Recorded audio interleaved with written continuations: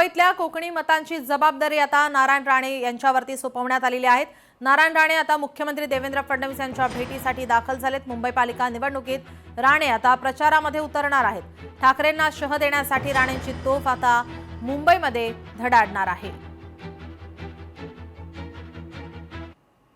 पुण्यामध्ये दोन्ही राष्ट्रवादींची युती झालेली पाहायला मिळते। राष्ट्रवादी आणि राष्ट्रवादी शरदचंद्र पवार यांच्या पक्षाची, ठाकरेंची शिवसेना आणि मनसेची युती। मात्र भाजप शिवसेनेचं जागा वाटप अद्याप ठरलेलं नाही।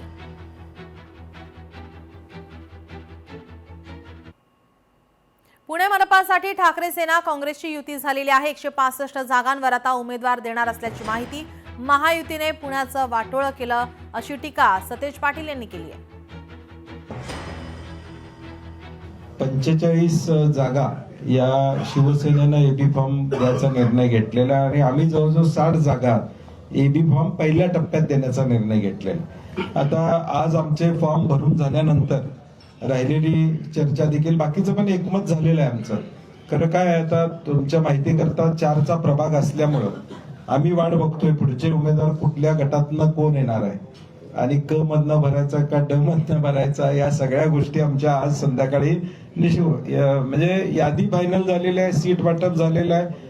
आज रात्री आमचा फायनल जो टॅली आहे ती दोन्ही पक्षाची, तिन्ही पक्षाची आम्ही तुमच्यासमोर नक्की। जिजाई निवासस्थानी अजित पवार यांची बैठक। पुणे शहरातील राष्ट्रवादीचे सर्व स्थानिक नेते उपस्थित आहेत। राष्ट्रवादीची पहिली यादी जाहीर होण्याची शक्यता आहे।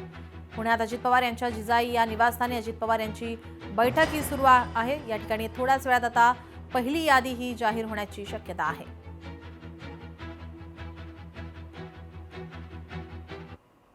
सचिन दोडके यांच्याकडून उमेदवारी अर्ज दाखल झालेला आहे। प्रभाग क्रमांक 32 मधून भाजपतर्फे अर्ज दाखल करण्यात आलाय। सचिन दोडके हे सुप्रिया सुळे यांचे निकटवर्तीय। काही दिवसांपूर्वीच त्यांनी भाजपमध्ये प्रवेश केलेला आहे आणि आता उमेदवारी अर्ज त्यांनी दाखल केलाय।